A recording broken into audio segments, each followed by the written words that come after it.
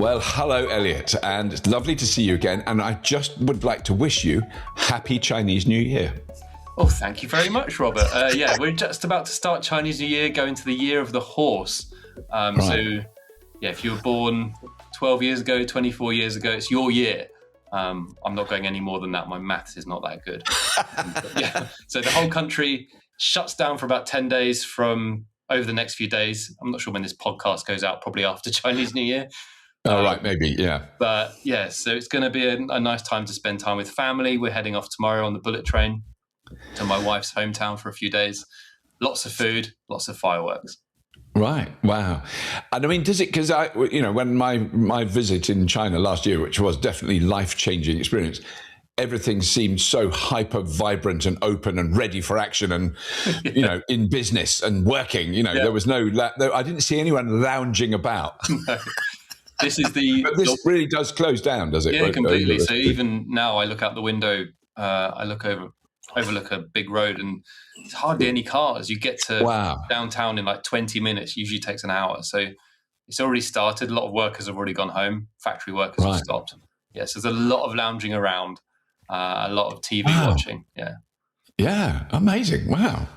But anyway, you've also, because you're about to do another trip, but you've just done, the trip you've just done does sound extraordinary and properly, like this is a big shift in technology that you've just witnessed. Or I think it is, but do you think it is? Well, now you've seen it. 100% it is. So, So we've both done something quite interesting the last few days related to China. I was in Inner Mongolia last week, which is next to Mongolia. But it's part of China, where it's minus 33 degrees. Oh, yeah, that's cold. Bracing. You don't leave any skin exposed for more than about 5 minutes, or you will lose that piece of skin. So, just be careful after returning from the toilet. Sorry. So what we were there for was CATL were announcing that the launch of their new sodium-ion battery, which is going into mass production in the middle of 2026. And they're doing it with a Chang'an. So they do a number of brands. And they had the car there, and they did the big launch ceremony. So they finally gave us all the facts about the battery. So promised around, from the first car, which is a fairly plain-looking sedan, 45 kilowatt-hour battery. Should give you about 400 kilometers of range, which is okay. But the most important thing is that it can operate in very frigid conditions and not lose any range. Wow. So you take a lithium-ion battery into, deepest, darkest Siberia or Norway, you're losing about 50% of your battery, right? And takes twice as long to charge. But with sodium batteries, it takes... you lose only 10%, so you retain 90% of your range.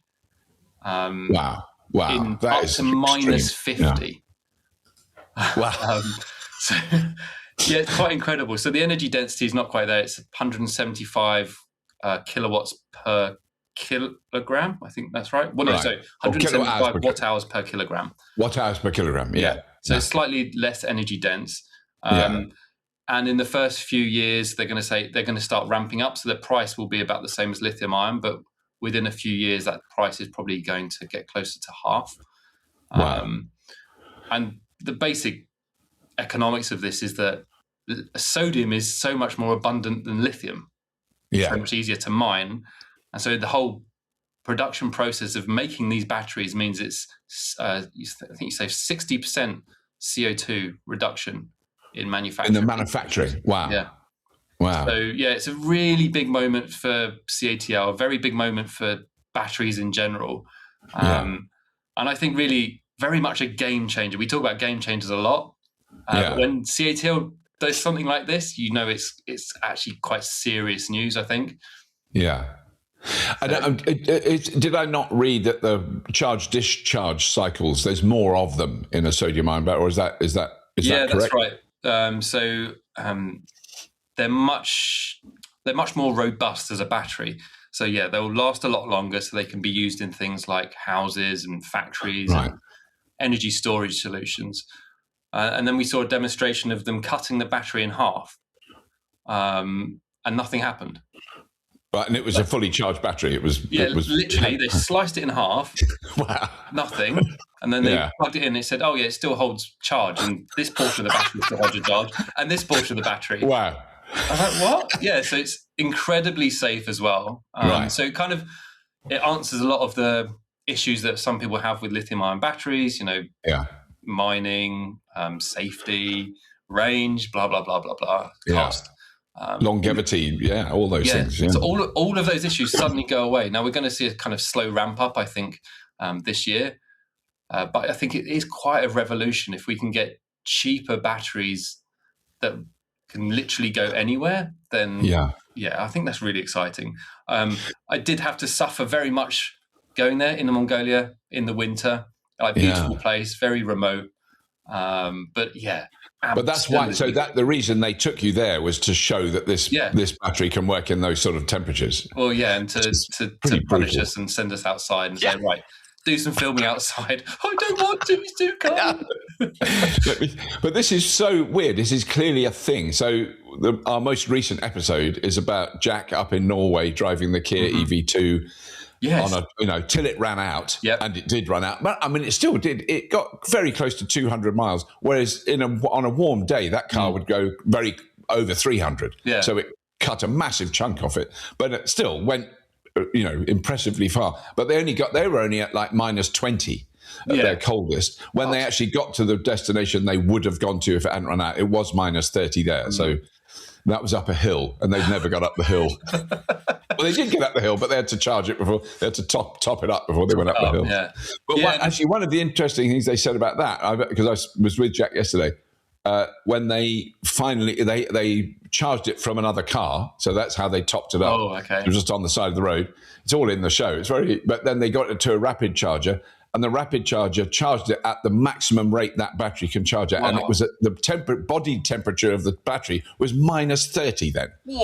And it still took the charge really quickly and then warmed up really quickly. And then it was fine. And they drove it back and it was, anyway, that is, but so there's that, which is so pertinent to what you just said. Because obviously if they'd had a sodium ion battery with, say, 200-mile range, they would have been able to do 199 probably quite easily, even in those temperatures.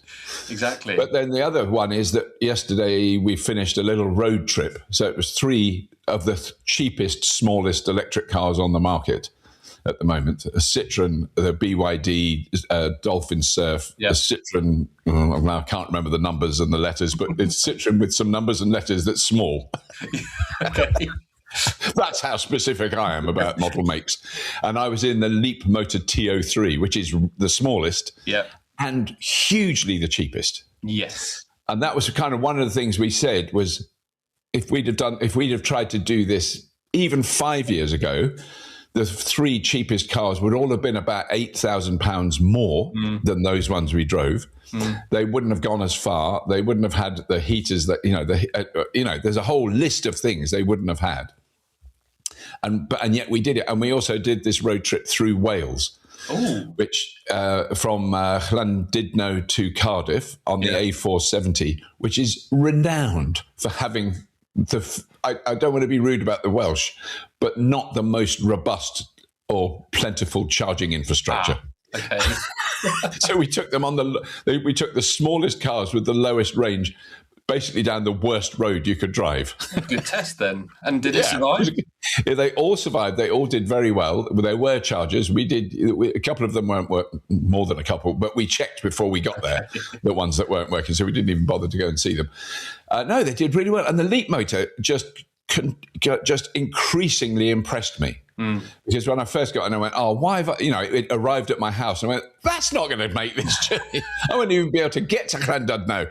It's too far, up a motorway. It's a tiny little thing, it's really petite, very spacious inside, very comfy, amazing heater, just ridiculous. That makes no difference to the range whatsoever. It doesn't affect it at all. I do not know how they produce that much heat. I had it down as low as it could be. Yeah. If I turned it right off, I got it a bit cold. So if I had it on sort of medium, I was like, I should have been in a t-shirt and shorts. Yeah, it was 35 degrees, but it was great. And it did. And the range just kept going. Because the other thing is, because it was a press car, and I always forget this, the people who've driven it before will have just hammered it. They would have absolutely fanged it every minute. So when I saw the range, I was going, it's not very good. Yeah. I drove it, and then as a normal human being, I wasn't hypermine or anything, and the range just went up and up and up and up and up, the predicted range, because I was driving it essentially over 4 miles to the kilowatt hour, which is brilliant. And this is in a British winter. I mean, admittedly, it wasn't that cold, but it was like 6 or 7 degrees centigrade. It was not hot. No. And I mean, it was about £7,000 cheaper than my co-presenters' cars that they were in. Yep. But they did have Android Auto or Apple CarPlay, and they did have really comfy seats. And they had slightly better suspension. When we went over speed bumps outside Cardiff, I was aware of the speed bumps, and so was my lower spine, which I think is now even further compacted. Yeah, I mean, the TO3, we drove the TO3 for the Channel, I think. Yeah, a while ago, wasn't it? Maybe 4 years ago. But even back then, it was a really good car here in China. Yeah, it'd be great. It's so small. It's so easy to park and get through narrow gaps. Yeah. Like packed with just the right amount of features that you really need, right? And I think, like, going back to sodium batteries, those are the kind of cars which will benefit so much from these kind of sodium-ion batteries. And I think what I've seen recently is a lot of rumours on the internet about, the Canadian auto market opening up to Chinese EVs. Obviously, Canada's very cold. Stellantis has a presence in Canada. It's all going to come together as CATL sodium-ion batteries in Canada on small, affordable electric cars. Yeah, which is what we want to see, right? Yes, it makes. And when you drive those, you go, what? Or that was the thing that really struck all of us was the journey was absolutely fine. Yeah. It wasn't compromised. It was fine. It was all you would do. If we were in cars that cost 60 grand and had 100 kilowatt hour batteries, it would have taken the same amount of time because we're human beings. We had to stop. Yes. We didn't. I mean, we did it in a day, but it wasn't like insane rush. And by the time we got to Cardiff, where the plan was, we'll film the last bit in Cardiff about 4 o'clock before it gets dark. We were there 8. Oh. It was very dark. It took longer than we planned, but we still managed it.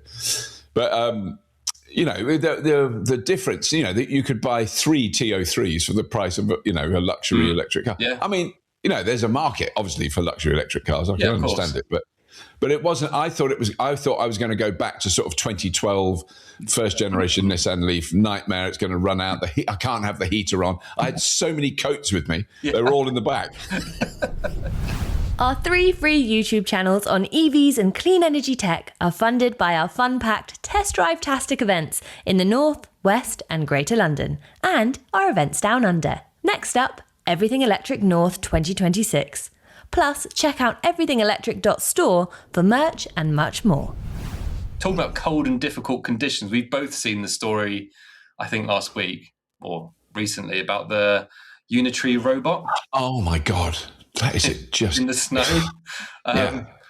So again, Unitree. I think we covered CATL and Unitree on our last podcast, but we're doing it again because they both had amazing bits of news. Well, they do it. They are doing such extraordinary stuff. It is extraordinary. They had their first walking robot, which was walking in minus 47 degrees, and did 130,000 steps. This autonomous robot just walking around, and it actually drew the. Did it draw the logo of something? It did, didn't it, in the snow? Well, it was walking in deep snow. Yeah, it wasn't deep snow. Yeah. So it had to lift its big legs up quite high to get to the next step. I mean, it was doing those big paces. But it was absolutely extraordinary. But that in some ways, that's as much about the power storage that it has as it is about the actual robotics. I mean, the energy that's required for that. That if that had walked the same number of steps on a smooth road, it would have gone for another 2 hours probably. But I don't think I could walk 130,000 steps. No, just like a British fry up in the morning. I mean, I think my record was probably at the Shanghai Motor Show last year with you, where I think I did sort of 35,000 steps, and I definitely needed to lie down. Yes, a little nap at the end of that. That was nothing in comparison. No. I think it's starting to demonstrate what use these will start like these like real use cases that these will actually have. So, search and rescue missions or border patrols in remote areas, or you could just send it out for 3 days and it does 130,000 steps and covers how many square kilometers. And then you just bring it back, swap the battery, and off it goes again. I think beginning to see actual real world use cases of these robots, and I think that's what's really exciting. But again, we've seen a robot kick a man in the balls. Now we've seen it walking 130,000 steps in deep snow. In deep snow. So what's next? What's going to be next month's robot news? That's what I mean, the thing, because I've been since we've talked about this, getting slightly obsessed, and you have to kind of watch. I have to somebody go, don't look at any more robots. But there's some.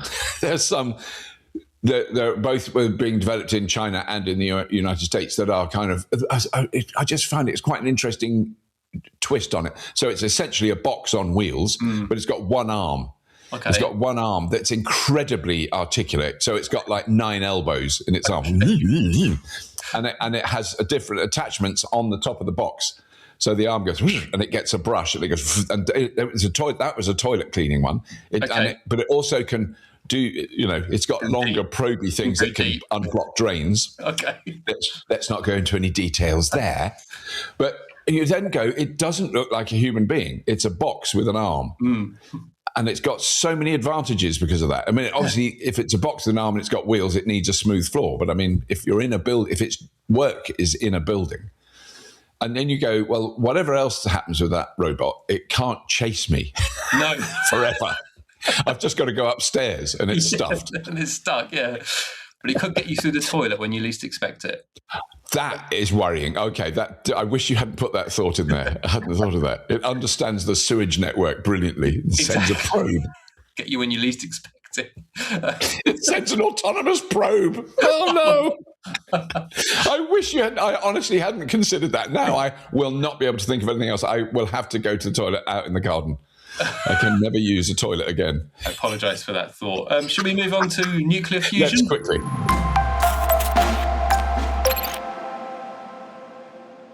Can I just say this goes in my bucket with carbon capture and storage, nuclear fusion, hydrogen fuel cell cars. It's one of those things that is going to be the absolute thing, and it hasn't.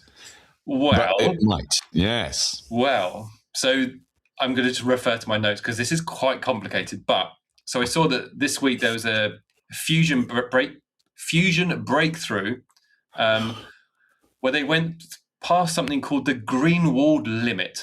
Okay, so China has got this big artificial sun project, and there's always been this barrier. It's been there for about 40 years around plasma density.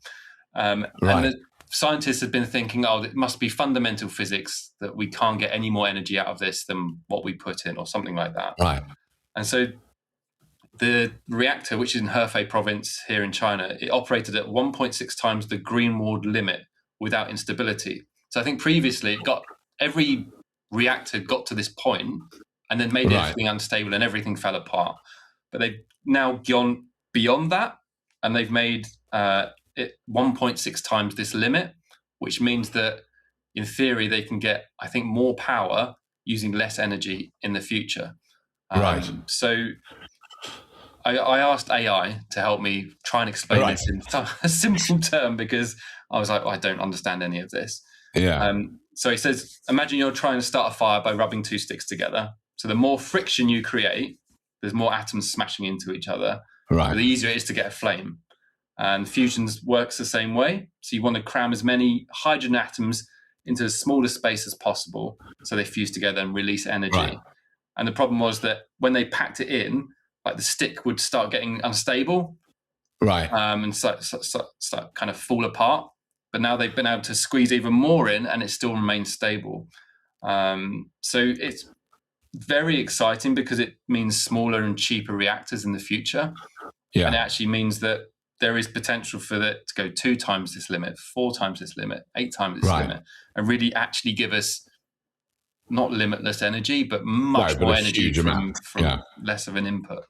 But also, I think critically important is infinitesimally small amounts of dangerous waste. I mean, it's completely opposite to nuclear fission, which is what we're doing at the moment. Yes, correct. It's correct. very important. It's because it's one of those things that you hear about all the time, isn't it? You think, oh, this is the future of this is the future of solid state batteries, blah, blah, blah. And you think, oh, yeah, whatever.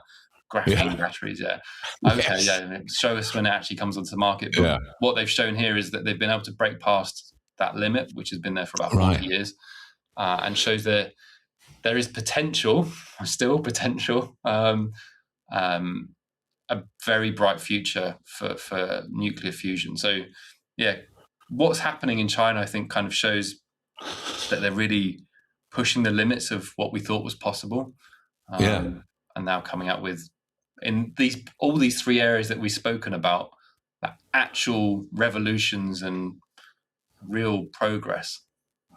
So no, that is extraordinary. And it's also extraordinary. I think partly my cynicism is from, now a long life where I've heard about nuclear fusion. So I went to school quite near the Cheltenham laboratories in Oxfordshire, and we went there on a school trip where they were. So this is 60 years ago.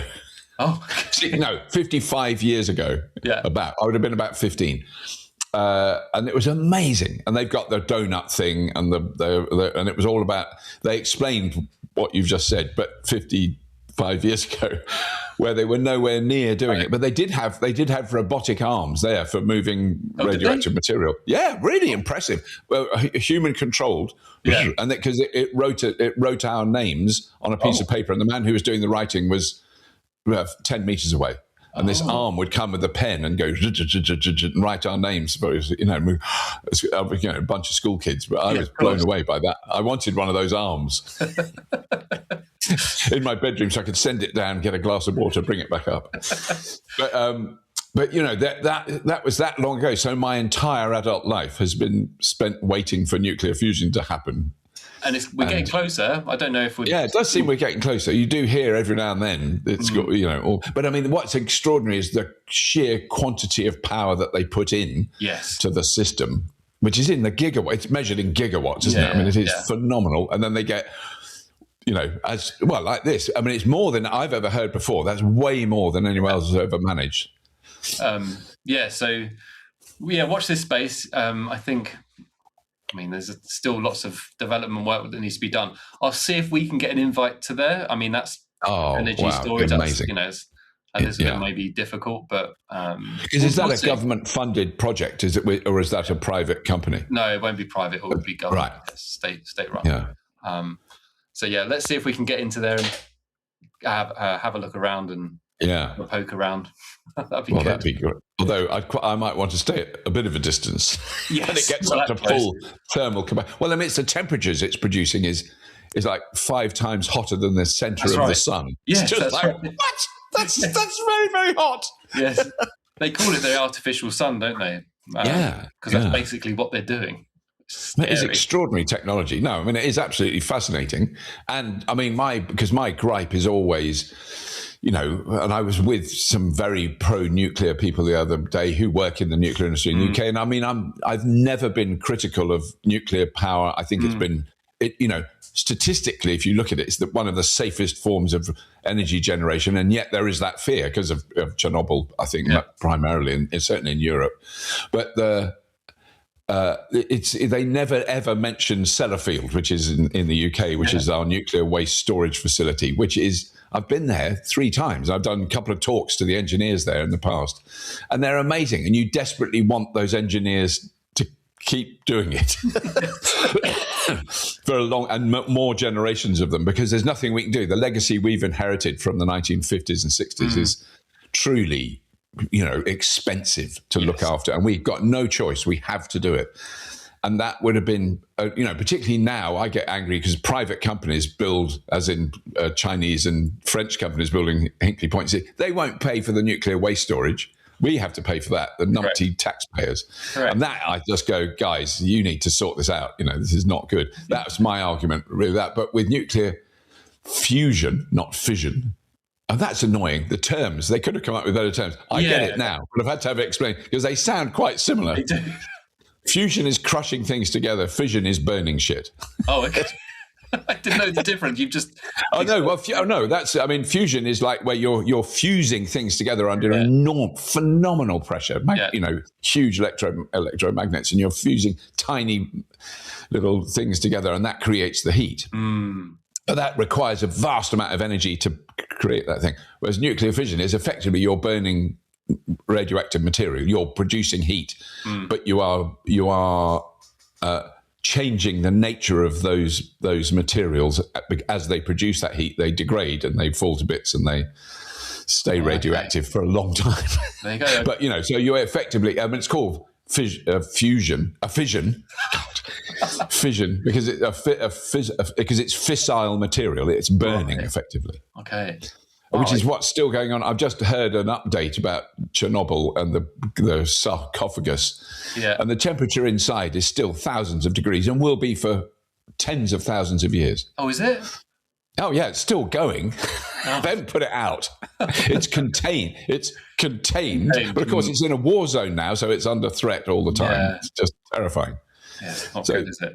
I think that is the golden rule. Is when it's working, it's absolutely brilliant, and really, it's still the amount of waste. If we look at the coal ash waste that there will be in China, in America, in this country, staggering amounts of it, staggering amounts. And if you look at the nuclear waste, it's minute amounts, but you still don't want it in your back pocket. No, you don't.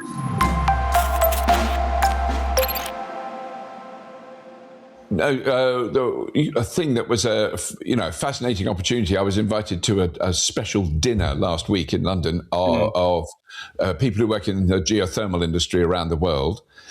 I mean, this is specifically for the UK case for geothermal energy. And quite a few of the people there were also involved in the nuclear industry, and there seems to be a benign partnership going on there. It's basically, I think there's a collective movement of zero carbon energy generation, academics, engineers, scientists that have that are now very confident that they're not having a fight or an argument. Well, I know they go, yeah, fossil fuel's boring. It's just over. And this is what we're doing. And these are really, one of the women who spoke at this thing about the economics, honestly, I'm not making this up. I was there, happy, healthy, fit.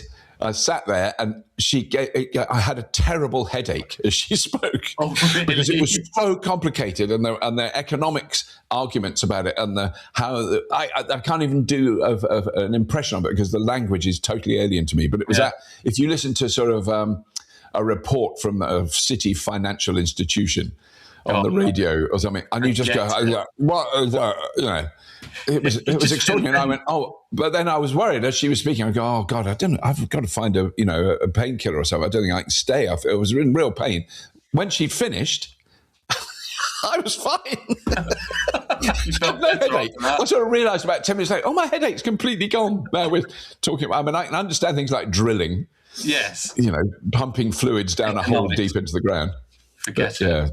Yeah.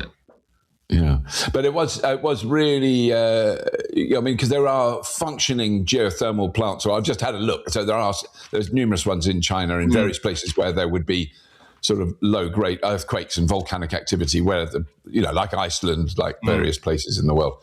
So and they're old. 1970, the one I found. Is old, isn't it? Yeah.